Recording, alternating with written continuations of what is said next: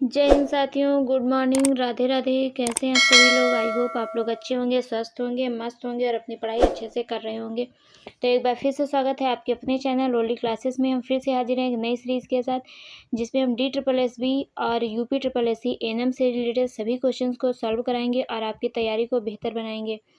तो आइए बिना समय गंवाए आज की क्लास को स्टार्ट करते हैं। आज की क्लास का पहला क्वेश्चन ये रहा आपकी स्क्रीन पे। आप लोग पढ़िए और बताइए इस क्वेश्चन का राइट आंसर क्या होगा।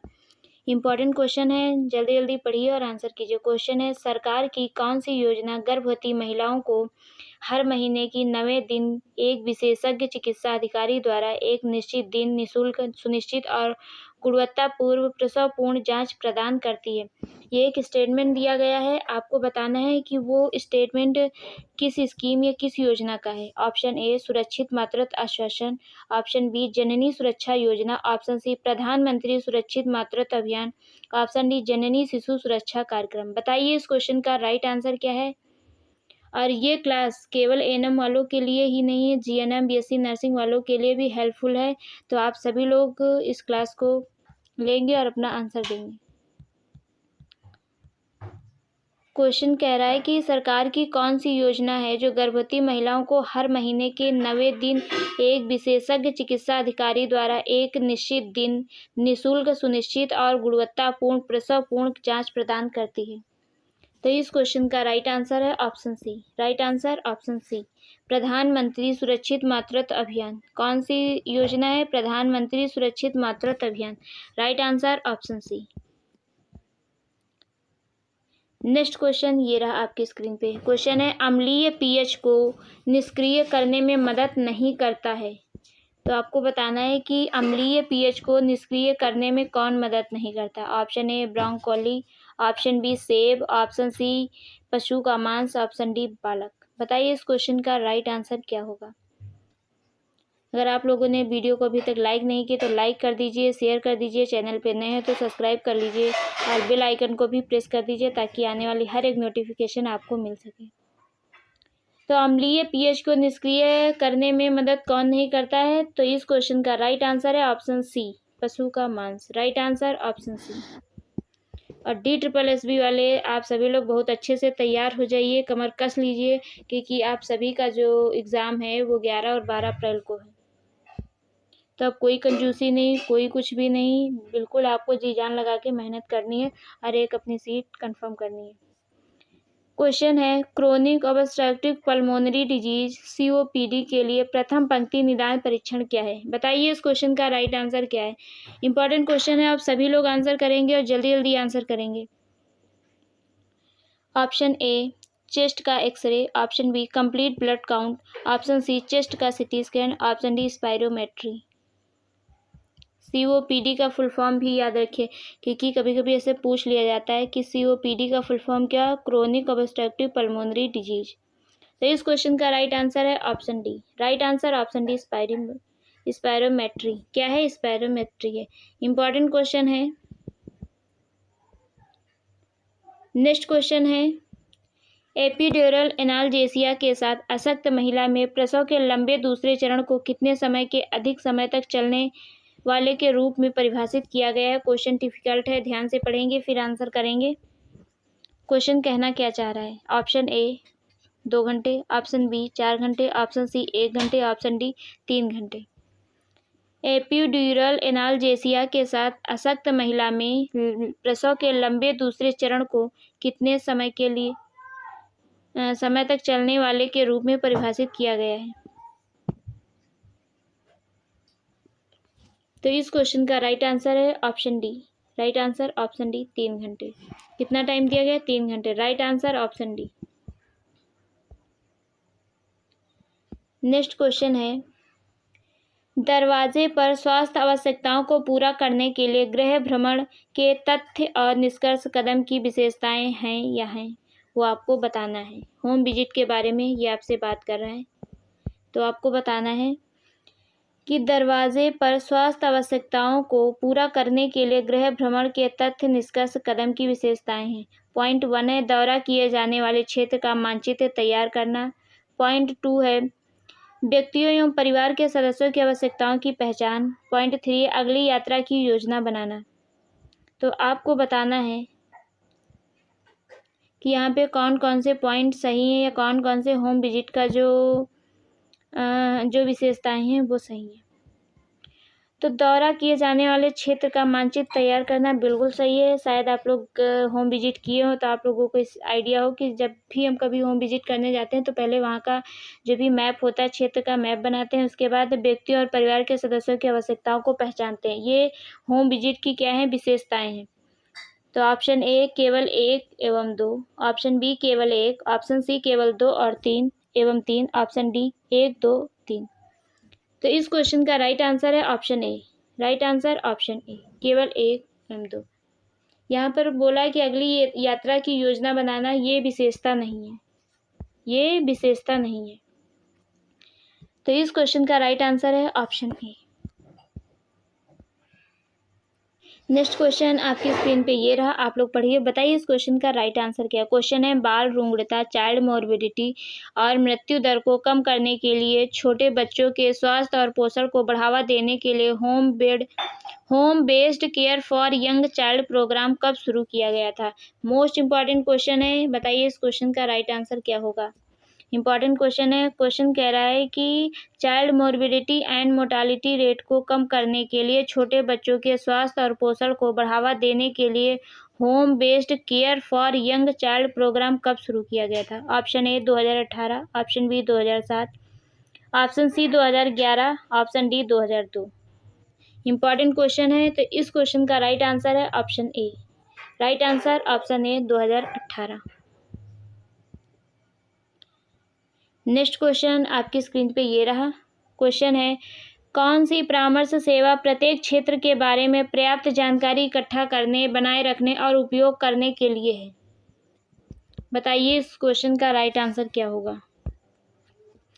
कौन सी परामर्श सेवा प्रत्येक छात्र के बारे में पर्याप्त जानकारी इकट्ठा करने, बनाए रखने और उपयोग करने के लिए। ऑप्शन ए मूल्यांकन सेवा, ऑप्शन बी अभिमुखीकरण सेवा, ऑप्शन सी विकासात्मक परामर्श, ऑप्शन डी अनुवर्ती सेवा। बताइए इस क्वेश्चन का राइट आंसर क्या होगा।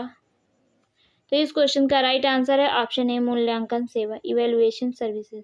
तो राइट आंसर ऑप्शन ए। नेक्स्ट क्वेश्चन है निम्नलिखित में से कौन सा नवजात शिशु के लिए प्रसवोत्तर देखभाल का एक आवश्यक घटक है। ऑप्शन ए मौखिक एंटीबायोटिक दवाओं का प्रशासन, ऑप्शन बी चयापचय और आनुवांशिक विकारों के लिए स्क्रीनिंग, ऑप्शन सी पहले घंटे के भीतर फार्मूला दूध से परिचय कराना, ऑप्शन डी नवजात शिशु को तुरंत नहलाना। क्वेश्चन कह रहा है कि निम्नलिखित में से कौन सा नवजात शिशु के लिए प्रसवोत्तर देखभाल का आवश्यक घटक है। तो यहाँ पे प्रसवोत्तर की बात कर रहे हैं, पोस्टमार्टम पीरियड की बात कर रहे हैं।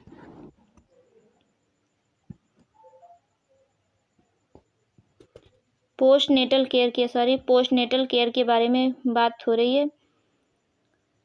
तो इस क्वेश्चन का राइट आंसर है option B. Right answer option B, चयापचय और आनुवांशिक विकारों के लिए screening. Right answer option B. ये सभी क्वेश्चंस आपके एग्जाम के पॉइंट ऑफ व्यू से बहुत इंपॉर्टेंट रहने वाले हैं, तो ध्यान से आप लोग पढ़ेंगे फिर आंसर करेंगे। क्वेश्चन है बच्चे के जन्म में स्कियल स्पाइन महत्वपूर्ण है क्योंकि वे, आपको बताना है कि बच्चे के जन्म में स्कियल स्पाइन महत्वपूर्ण है क्योंकि वे, ऑप्शन ए पेल्विक फ्लोर की मांसपेशियों के लिए लगाव बिंदु के रूप में कार्य करते हैं, ऑप्शन बी श्रोणि जिसे हम पेल्विस कहते हैं के सबसे संकीर्ण हिस्से को इंगित करते हैं जिसके माध्यम से भ्रूण को गुजरना चाहिए, ऑप्शन सी एपिड्यूरल एनेस्थीसिया अनुप्रयोग की साइट है, ऑप्शन डी भ्रूण को गुजरने की अनुमति देने के लिए विस्तार करते हैं। तो यहाँ पर आपसे पूछा कि बच्चे के जन्म में स्कियल स्पाइन का महत्वपूर्ण क्यों है। तो इस क्वेश्चन का राइट आंसर है option B. Right answer option B, श्रोणि के सबसे संकीर्ण हिस्से को इंगित करते हैं जिसके माध्यम से भ्रूण को गुजरना चाहिए। तो इस क्वेश्चन का राइट आंसर है ऑप्शन बी। नेक्स्ट क्वेश्चन है ग्राम स्वास्थ्य स्वच्छता एवं पोषण समिति की संरचना के बारे में निम्नलिखित में से कौन सा कथन गलत है। गलत को यहाँ पर फाइंड करना है। ग्राम स्वास्थ्य स्वच्छता एवं पोषण समिति की संरचना के बारे में निम्नलिखित में से कौन सा कथन गलत है वो आपको फाइंड करना है। ऑप्शन ए, गैर सरकारी क्षेत्र से 10% प्रतिनिधित्व होना चाहिए। ऑप्शन बी, राजस्व ग्राम के प्रत्येक हेलमेट को उचित प्रतिनिधित्व दिया जाना चाहिए। ऑप्शन सी, VHSNC में कम से कम 50% सदस्य महिलाएं होनी चाहिए। ऑप्शन डी, आशा को अवश्य ही सदस्य होना चाहिए। तो यहाँ पर बोला है कि गैर सरकारी क्षेत्र से 10% प्रतिनिधित्व होना चाहिए। तो इस क्वेश्चन का राइट आंसर है option A. Right answer option ए, ऐसा कुछ मेंशन नहीं किया गया है। नेक्स्ट क्वेश्चन है, ओलिगोहाइड्रोमेनियोज की उपस्थिति एक ऐसी स्थिति है जहाँ, आपको ये पता होना चाहिए कि ओलिगोहाइड्रोमेनियोज होता क्या है। की उपस्थिति एक ऐसी स्थिति है जहां ऑप्शन ए, एमनियोटिक द्रव अत्यधिक हो जाता है। ऑप्शन बी, एमनियोटिक द्रव कम हो जाता है। ऑप्शन सी, एमनियोटिक द्रव में रक्त अधिक होता है। ऑप्शन डी, एमनियोटिक द्रव सामान्य होता है। तो ओलिगोहाइड्रोमेनियोज की स्थिति कब होती है? जब एमनियोटिक जो फ्लूइड होता है वो कम हो जाता है। पॉलीहाइड्रोमेनियोज कब होता है? जब एमनियोटिक फ्लूइड एक्स्ट्रा होता जाता है या ज़्यादा हो जाता है। तो यहाँ पर बोला है ओलिगोहाइड्रोमेनियोज की स्थिति कब होती है? जब एमनियोटिक द्रव कम हो जाता है। तो इस क्वेश्चन का राइट आंसर ऑप्शन बी है। एमनियोटिक जो द्रव होता है या फ्लूइड होता है वो फीटस के डेवलपमेंट में बहुत ही हेल्प करता है, उसको अच्छा इन्वायरमेंट प्रोवाइड करता है, उसको फ्री मूवमेंट के लिए हेल्प करता है। तो जब ये कम हो जाता है तो फीटस के लिए प्रॉब्लम होती है। तो इस क्वेश्चन का राइट आंसर ऑप्शन बी है। नेक्स्ट क्वेश्चन ये रहा आपकी स्क्रीन पे। क्वेश्चन है, पोषण शिक्षा कार्यक्रमों की योजना बनाने की योजना के अनुसार फॉर्मुलेशन चरण में शामिल नहीं है। तो आपको बताना है क्या शामिल नहीं है। ऑप्शन ए, संदेश डिजाइन करना। ऑप्शन बी, लक्ष्य निर्धारित करना। ऑप्शन सी, मीडिया और मल्टीमीडिया संयोजन का चयन करना। ऑप्शन डी, शैक्षिक ढांचों की स्थापना करना या ढांचे की स्थापना करना। बताइए इस क्वेश्चन का राइट आंसर क्या होगा? तो इस क्वेश्चन का राइट आंसर है ऑप्शन डी। क्या है? शैक्षिक ढांचे की स्थापना करना। Right answer option D. और DSSB-NM वाले बच्चों के लिए एक इन्फॉर्मेशन थी कि जो DSSB-NM का एग्ज़ाम होता है वो ऑनलाइन होता है। इसलिए जो आप लोगों का कमेंट था कि दीदी प्रीवियस ईयर क्वेश्चन पेपर लेके आइए प्रॉपर, तो सारे को पेपर तो नहीं मिल पाए, लेकिन एक पेपर मुझे मिला है जो 2015 में हुआ था। DSSB-NM का पेपर है। उसमें नॉन टेक्निकल पोर्शन और टेक्निकल पोर्शन दोनों के क्वेश्चन है, 100 दोनों के क्वेश्चन है। तो अगर आप लोग बोलेंगे तो उसको मैं लेके आऊँगी, लेकिन उसका फटाफट रिवीजन कराएंगे, आपको दिखाएंगे कि पेपर किस टाइप का आता है और किस टाइप का नॉन टेक्निकल पोर्शन के जो क्वेश्चन होते हैं, मैथ कैसी रहती है, रीजनिंग कैसी रहती है, उन सब चीज़ों के बारे में आपको दिखाएंगे और मैं उसका आंसर टिक करूँगी। बाकी डिटेल में चर्चा नहीं कर पाऊँगी क्योंकि आपके पास भी इतना टाइम अब नहीं है कि आप एक एक क्वेश्चन को डिटेल में समझें। तो अगर आप लोग बोलेंगे तो मैं उस पेपर को ज़रूर लेके आऊँगी और आप लोग कमेंट करके ज़रूर बताइएगा कि आपके लिए वो पेपर लेके आऊँ या ना लेके आऊँ। DSSB 2015 का पूरा पेपर है जो आपको जैसे कि आपको करना है उसी टाइप का पेपर है। तो आप लोग ज़रूर बताएंगे इस बारे में कि मैं लेके आऊँ वो क्लास कि ना लेके आऊँ। उसमें दोनों पोर्शन रहेंगे, टेक्निकल और नॉन टेक्निकल। तो मुझे नॉन टेक्निकल इसलिए आपको दिखाना है ताकि आप लोग अंदाज़ा लगा सकें कि जो मैथ का लेवल है, जो रीजनिंग का लेवल है वो कैसा है, बस और कुछ नहीं मेरा मतलब है। तो इस वजह से मैं चाह रही थी कि आप लोग उसको देखें, समझें और उसी हिसाब से आप तैयारी करें। ठीक है, आप लोगों को कमेंट करके बताएंगे, वैसे ही मैं करूँगी। चलिए क्वेश्चन को पढ़िए और बताइए इस क्वेश्चन का राइट आंसर क्या होगा। क्वेश्चन है, स्वास्थ्य देखभाल सेटिंग्स में मल्टी प्रतिरोधी जीवों MDRO के प्रसार को रोकने के लिए कौन सा उपाय सबसे प्रभावी है। ऑप्शन ए, केवल बार बार सतह कीटाणु शोधन। ऑप्शन बी, हाथ स्वच्छता प्रोटोकॉल का कड़ाई से पालन। Option D, broad spectrum antibiotic दवाओं का नियमित उपयोग। ऑप्शन डी, संक्रामक रोगों वाले सभी रोगियों को अलग करना। बताइए इस क्वेश्चन का राइट आंसर क्या होगा। तो इस क्वेश्चन का राइट आंसर है ऑप्शन बी। राइट आंसर है ऑप्शन बी, हाँ स्वच्छता प्रोटोकॉल का कड़ाई से पालन। Right answer option B. Next question है, निम्नलिखित में से किसे जन्मों के बीच स्वस्थ अंतर माना जाता है जिससे शिशुओं को जीवित रहने की संभावना में सुधार होता है। तो आपको बताना है कि कितने वर्षों का जो अंतर है वो होना चाहिए जिससे शिशुओं को जीवित रहने की संभावना में सुधार होता है। ऑप्शन ए 2 वर्ष, ऑप्शन बी 6 वर्ष, ऑप्शन सी 3 वर्ष, ऑप्शन डी 4 वर्ष 4 वर्ष। बताइए इस क्वेश्चन का राइट आंसर क्या होगा। क्वेश्चन कह रहा है निम्नलिखित में से किसे जन्मों के बीच स्वस्थ अंतर माना जाता है जिसमें शिशुओं को जीवित रहने की संभावना में सुधार होता है। तो इस क्वेश्चन का राइट आंसर है option B. Right answer option B 6 year. 6 year right answer option B. Next question है, स्वास्थ्य के लिए राष्ट्रीय स्वास्थ्य बीमा योजना को किस स्वास्थ्य अर्थशास्त्र सिद्धांत द्वारा सबसे अच्छी तरह समझाया जा सकता है। बताइए इस क्वेश्चन का राइट आंसर क्या होगा। आंसर कीजिए, आप सभी लोग आंसर करिए। ऑप्शन ए किनेसियन अर्थशास्त्र, ऑप्शन बी डिमांड साइड अर्थशास्त्र, ऑप्शन डी सी व्यवहार अर्थशास्त्र, ऑप्शन डी सप्लाई साइड अर्थशास्त्र। क्वेश्चन थोड़े डिफ़िकल्ट हैं और ये अच्छे लेवल के क्वेश्चन हैं। ये एनएम, जीएनएम, बीएससी नर्सिंग सभी में आए हुए क्वेश्चन हैं, तो आप लोग थोड़ा ध्यान से पढ़ेंगे क्योंकि कुछ क्वेश्चंस ऐसे ही आते हैं, थोड़े डिफ़िकल्ट होते हैं, वो सबके लिए हार्ड होते हैं। तो आप लोग को परेशान नहीं होना है, बस अच्छे से पढ़ना है और समझना है, फिर आंसर करना है। तो इस क्वेश्चन का राइट आंसर है ऑप्शन बी डिमांड साइड अर्थशास्त्र। आप लोगों के लिए मैं इतनी मेहनत करती हूँ तो एक लाइक तो बनता ही है और एक कमेंट भी बनता है, तो आप लोग ज़रूर लाइक और कमेंट जरूर करेंगे। नेक्स्ट क्वेश्चन है, गर्भावधि मधुमेह के लिए डॉक्टर अक्सर गर्भावस्था के किस बीच इसका परीक्षण करते हैं। इम्पॉर्टेंट क्वेश्चन है, बताइए इस क्वेश्चन का राइट आंसर क्या होगा। गर्भावधि मधुमेह के लिए डॉक्टर अक्सर गर्भावस्था के बीच इसका परीक्षण करते हैं, किस डेट के बीच या किस टाइम के बीच करते हैं। ऑप्शन ए 34 से 39 सप्ताह के बीच, ऑप्शन बी 37 से 42 सप्ताह के बीच, ऑप्शन सी 24 से 28 सप्ताह के बीच, ऑप्शन डी डिलीवरी के तुरंत बाद। तो इस क्वेश्चन का राइट आंसर है ऑप्शन सी 24 से 28 सप्ताह के बीच करते हैं टेस्ट। कब करते हैं? 24 से 28 सप्ताह के बीच। नेक्स्ट क्वेश्चन है,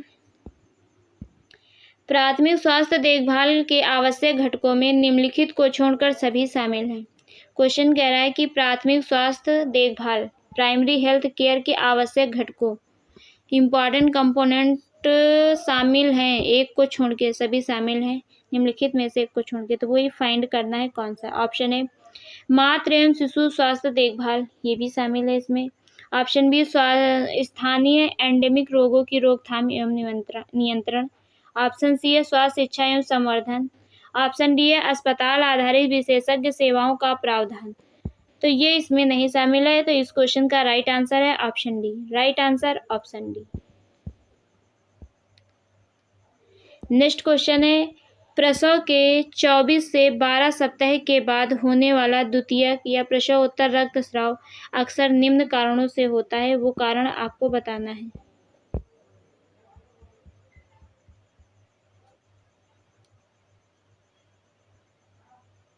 यहाँ पे 12 सप्ताह नहीं होगा, यहाँ पर 6 सप्ताह होगा, सॉरी यहाँ पे मिस्टेक हो गया है, या तो 42 डेज होता है।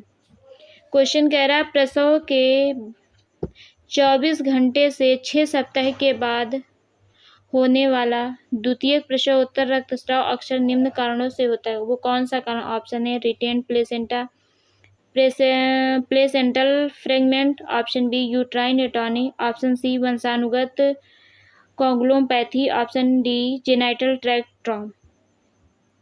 तो इस क्वेश्चन का राइट आंसर है option A retained placental fragment. Right answer option A. आज आप लोग का टोटल स्कोर आना चाहिए, फिर मैं देखूंगी आप लोगों की तैयारी कैसी है। क्वेश्चन है, गर्भवती महिला में गंभीर और लगातार सिरदर्द निम्नलिखित में से किसके संभावित जोखिम के कारण तत्काल रेफरल की आवश्यकता का संकेत दे सकता है। बताइए इस क्वेश्चन का राइट आंसर क्या होगा। जल्दी जल्दी आंसर कीजिए आप लोग। गर्भवती महिला में गंभीर और लगातार सिर दर्द निम्नलिखित में से किसके संभावित जोखिम के कारण तत्काल रेफरल की आवश्यकता का संकेत दे सकता है? ऑप्शन ए मूत्र पथ के संक्रमण, जिसे यूटीआई बोलते हैं। क्या बोलते हैं? UTI. Option B anaemia. Option C gestational hypertension. Option D hyperemesis gravidarum. तो बताइए इस क्वेश्चन का राइट आंसर क्या होगा? तो इस क्वेश्चन का राइट आंसर है option C. Right answer option C. Next question है, वह प्रक्रिया जिसके द्वारा एक रोगजनक संक्रमण के मूल स्थल से शरीर के अन्य भागों में फैलता है कहलाती है? बताइए इस क्वेश्चन का राइट आंसर क्या होगा? इंपॉर्टेंट क्वेश्चन है। स्थानीयकरण, option B incubation, option C व्यवस्थापन, ऑप्शन डी डिसेमिनेशन। क्वेश्चन कह रहा है वह प्रक्रिया जिसके द्वारा एक रोगजनक संक्रमण के मूल स्थल से शरीर के अन्य भागों में फैलता है उसे क्या कहते हैं? तो इस क्वेश्चन का राइट आंसर है option D dissemination. Next question ये रहा आपकी स्क्रीन पे। क्वेश्चन है, निम्नलिखित में से कौन सी अगुणित कोशिकाओं में से एक है जो शुक्राणु कोशिका के अर्धसूत्री विभाजन से उत्पन्न होती है और शुक्राणु में परिपक्व होती है? बताइए इस क्वेश्चन का राइट आंसर क्या होगा? Option A acrosome, option B spermatid, option C spermatogonium, option D spermatozoa. तो इस क्वेश्चन का राइट आंसर है ऑप्शन बी। राइट आंसर क्या है? Option B. नेक्स्ट क्वेश्चन है, दवा प्रशासन के इंट्राथेकल मार्ग में डिलीवरी शामिल है, कौन सी मार्ग में? तो वो आपको फाइंड करना। ऑप्शन ए सबक्यूटेनियस ऊतक, ऑप्शन बी मांसपेशीय ऊतक, option C spinal canal, option D रक्तधारा। दवा प्रशासन के इंट्राथेकल मार्ग में डैश डिलीवरी शामिल है, तो इस क्वेश्चन का राइट आंसर है option C spinal canal. Right answer option C spinal canal. Next question ये रहा आपकी स्क्रीन पे, आप लोग पढ़िए और बताइए इस क्वेश्चन का राइट आंसर क्या होगा? ऑन्डेनसेट्रॉन का उपयोग मुख्य रूप से किसका इलाज के लिए किया जाता है? किसके इलाज के लिए किया जाता है वो आपको बताना है। ऑन्डेनसेट्रॉन। ऑप्शन ए खांसी, ऑप्शन बी नौजिया और उल्टी या वॉमिटिंग, ऑप्शन सी सिरदर्द, ऑप्शन डी दस्त। तो इस क्वेश्चन का राइट आंसर है ऑप्शन बी नौजिया और वॉमिटिंग के लिए। किसके लिए? नौजिया और वॉमिटिंग के लिए। नेक्स्ट क्वेश्चन है, स्वास्थ्य देखभाल में स्टॉक रोटेशन महत्वपूर्ण है। स्वास्थ्य देखभाल में स्टॉक रोटेशन महत्वपूर्ण है। ऑप्शन ए सुनिश्चित करने के लिए कि नए स्टॉक से पहले पुराने स्टॉक का उपयोग किया जाए, ऑप्शन बी समाप्त हो चुकी वस्तुओं की संख्या बढ़ाने के लिए, ऑप्शन सी उसी स्टॉक को अनिश्चित काल तक अलमारियों में रखने के लिए, ऑप्शन डी नवीनतम तकनीकी पर विशेष रूप से ध्यान केंद्रित करने के लिए। क्वेश्चन कह रहा है कि स्वास्थ्य देखभाल में स्टॉक रोटेशन क्यों महत्वपूर्ण है वो आपको बताना है। तो सुनिश्चित करने के लिए कि नए स्टॉक से पहले पुराने स्टॉक का उपयोग किया जाए इसलिए। तो right answer option A. Right answer option A. Next question है, गर्भकालीन मधुमेह वाली महिला के लिए प्राथमिक देखभाल दृष्टि में शामिल है। ऑप्शन ए सभी रोगियों के लिए गहन insulin therapy, option B complete bed rest, option C रक्त ग्लूकोज की निगरानी और आहार प्रबंधन, ऑप्शन डी उच्च खुराक वाली स्टेरॉयड थेरेपी। बताइए इस क्वेश्चन का राइट आंसर क्या होगा? गर्भकालीन मधुमेह वाली महिला के लिए प्राथमिक देखभाल दृष्टिकोण में शामिल है रक्त ग्लूकोज की निगरानी और आहार प्रबंधन। तो राइट आंसर क्या होगा? ऑप्शन सी होगा। राइट आंसर क्या होगा? Option C. आप सभी लोग जल्दी जल्दी आंसर कीजिए। नेक्स्ट क्वेश्चन है, अस्थमा या मधुमेह जैसी क्रोनिक कंडीशन के प्रबंधन में एक स्कूल नर्स की भूमिका में मुख्य रूप से क्या शामिल है? आपको बताना है। अस्थमा या मधुमेह जैसी क्रोनिक कंडीशन के प्रबंधन में एक स्कूल नर्स की भूमिका में मुख्य रूप से क्या शामिल है? ऑप्शन ए नियमित चिकित्सा, उपचार प्रदान करना, ऑप्शन बी दवा लिखना, ऑप्शन सी देखभाल का समन्वय करना और आपातकालीन स्थितियों का प्रबंधन करना, ऑप्शन डी व्यापक चिकित्सा मूल्यांकन आयोजित करना। तो यहाँ पे ये पा एक्स्ट्रा हो गया है। बताइए इस क्वेश्चन का राइट आंसर क्या होगा। क्वेश्चन कह रहा है कि अस्थमा या मधुमेह जैसी क्रोनिक कंडीशन के प्रबंधन में एक स्कूल नर्स की भूमिका के रूप में क्या शामिल है। तो इस क्वेश्चन का राइट आंसर ऑप्शन सी होगा देखभाल का समन्वय करना और आपातकालीन स्थितियों का प्रबंधन करना। Right answer option C. Next question है निम्नलिखित में से कौन सा जैसे आयुष्मान भारत योजना का घटक है। आयुष्मान भारत योजना का घटक है कौन सा है वो आपको फाइंड करके बताना है। और पॉइंट 1 है स्वास्थ्य और वेलनेस सेंटर। ऑप्शन पॉइंट 2 है प्रधानमंत्री जन आरोग्य योजना PMJAY। पॉइंट 3 आम आदमी बीमा योजना। पॉइंट 4 है भामाशाह स्वास्थ्य बीमा योजना। बताइए इस क्वेश्चन का राइट आंसर क्या होगा। ऑप्शन ए केवल 1 एवं 4, ऑप्शन बी केवल 2 एवं 3, ऑप्शन सी केवल 1 और 2, ऑप्शन डी केवल 3 और 4। तो बताइए इस क्वेश्चन का राइट आंसर क्या है। स्वास्थ्य और वेलनेस सेंटर राइट है, प्रधानमंत्री जन आरोग्य योजना ये भी राइट है। तो इस क्वेश्चन का राइट आंसर ऑप्शन सी है 1 एवं 2, 1 एवं 2। नेक्स्ट क्वेश्चन है राष्ट्रीय वेक्टर जनित रोग नियंत्रण कार्यक्रम के अनुसार सहायक हस्तक्षेपों में निम्नलिखित में से कौन सा ये से शामिल नहीं है। पॉइंट 1 इंडोर अवशिष्ट छिड़काव। पॉइंट 2 लंबे समय तक चलने वाले कीटनाशक जाल। पॉइंट 3 व्यवहार परिवर्तन संचार। पॉइंट 4 अंतर क्षेत्रीय अभिसरण। ऑप्शन ए केवल 1 एवं 2, ऑप्शन बी केवल 1, 2 एवं 3, ऑप्शन सी केवल 2, 3 एवं 4, ऑप्शन डी केवल 2 एवं 4। तो यहाँ कह रहा है राष्ट्रीय वेक्टर जनित रोग नियंत्रण कार्यक्रम के अनुसार सहायक हस्तक्षेपों में निम्नलिखित में से कौन से शामिल नहीं है। तो यहाँ पे इंडोर अवशिष्ट छिड़काव ये भी शामिल नहीं है, लंबे समय तक चलने वाले कीटनाशक जाल। तो इस क्वेश्चन का राइट आंसर है ऑप्शन ए केवल 1 एवं 2। राइट आंसर ऑप्शन ए। नेक्स्ट क्वेश्चन है लैडर ऑफ पार्टिसिपेशन की किस अवधारणा में लाभार्थी परियोजनाओं की लागत साझा करते हैं जो नकद या वस्तु के रूप में या श्रम के रूप में भी हो सकती है।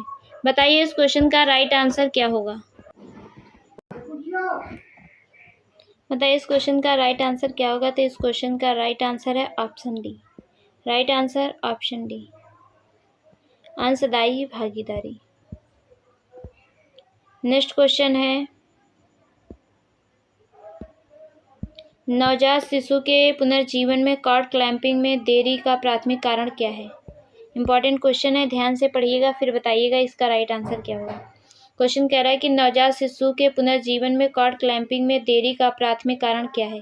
ऑप्शन ए नवजात शिशु के पहले रोने में देरी करना, ऑप्शन बी इंट्यूबेशन या इंक्यूबेशन के लिए समय प्रदान करना, ऑप्शन सी रक्त की मात्रा बढ़ाना और हेमोडायनामिक्स में सुधार करना, ऑप्शन डी माँ के साथ स्किन टू स्किन के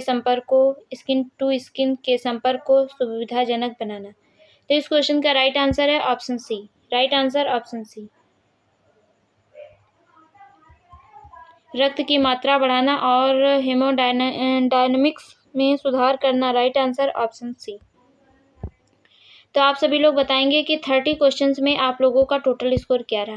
वीडियो अच्छी लगी हो तो लाइक कीजिए, शेयर कीजिए, चैनल पे नए हो तो सब्सक्राइब कीजिए और बेल आइकन को प्रेस कीजिए ताकि आने वाली हर एक नोटिफिकेशन आप सभी को मिले। तो आप सभी लोगों को टोटल स्कोर जरूर बताना है और कमेंट करके बताना है कि ये क्लास आपको कैसी लगी। मिलते हैं नेक्स्ट वीडियो में, तब तक के लिए bye bye, take care, thank you so much. और जिन लोगों का एग्ज़ाम है उनके लिए ऑल द बेस्ट। आप लोग अच्छे से पढ़ाई कीजिए।